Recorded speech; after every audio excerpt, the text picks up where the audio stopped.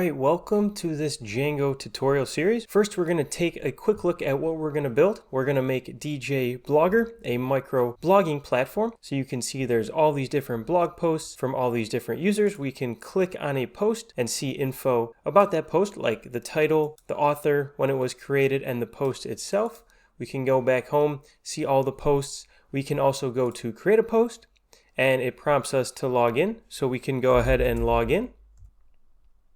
And once we log in, then we're able to create a new post. So we could say this is a new post, post content here, and create the post. And now if we scroll down, we can see that there was a new post created. We can go ahead and log out and sign up as a new user. Go ahead and sign up. And now if we go to create a post, we can create a post as this user. This is a great post. Go ahead and create that post, and now we see we have this new post from this new user. So it's a micro blogging platform. It's going to cover authentication, these blog post models, creating these blog posts, and also adding some navigation and styling with Tailwind and forms with Crispy Forms. So it really touches on all the basics to create a software application, a SaaS application with Django, and we're going to cover it in a short series. So let's dive in now.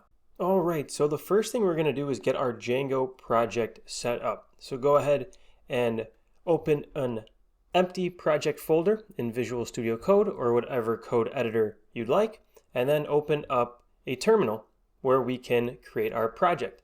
So I have one here open in Django. You can shortcut to open and close this on Windows with Control-tilde. So once that is set up, then we can activate a virtual environment. For this video, I'll be using git bash, but I will leave commands below for Windows and Mac. So to create a virtual environment, we can type python-m venv, and then the name of our virtual environment, we'll just call it env. And awesome, once that's created, you'll see the env folder up here. Now we can go ahead and activate this. So that's source env scripts activate. And again, I'll leave the Windows command in the description. We can go ahead and click enter. And now we should see the name of the virtual environment here to know that it's activated. And now we can go ahead and install packages.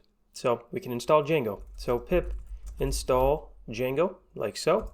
So now we have Django installed. We can type pip list to take a look at our installed packages. And we can see Django right there. Awesome. So now we can actually get our Django project set up. So we can use a command called django-admin, start project, all one word, the name of the project. I'll just call this config, and then a period so that it creates that project in this current directory. Sweet, so now up here we see our manage.py, which houses some of our Django commands, and we have the config folder, our project folder with our settings, URLs, and a couple other server files as well. Sweet. So the next thing we can do is create a Django app, and we can create the app for the blog. So we can go python manage.py start app, all one word, and then the name of the app. We could say blog. So now we see this blog directory. This blog app's been created.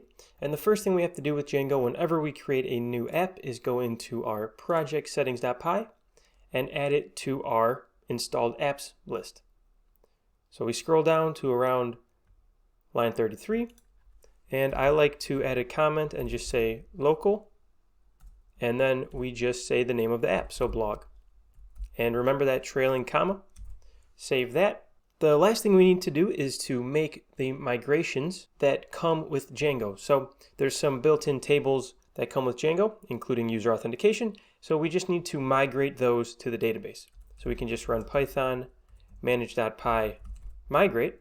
Awesome, so now all of our tables have been created.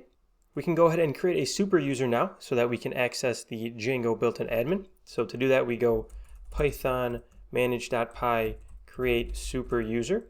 Again, all one word. And you can enter in your own personal info here. So I will use djvac as the username, the email dom@sup.com, and then the password 123. Re-enter that, password 123. And this is not safe, but that's fine. It's on my local machine. I will click yes. So you could have entered your own username, your own email, and your own password. This is just our local development purposes only. So we've created the super user. Now let's fire up our development server and make sure everything working smoothly. So Python manage.py run server.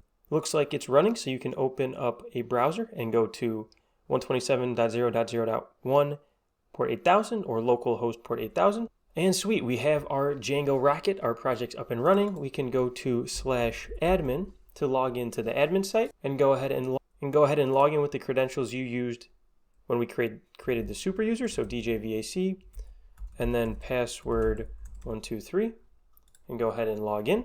And sweet, now we're into the admin, and we can see some of these built-in tables that Django creates for us, like groups and users. Awesome. So we've set up our Django project and created our blog app. In the next video, we're going to add user authentication so we can have users sign up, log in, and log out. Then we will create the blog post models, give the users the ability to view blog posts, create blog posts. We'll add some navigation and some styling, as well as the crispy forms package to make our forms look a little bit nicer. So this is going to be an awesome series.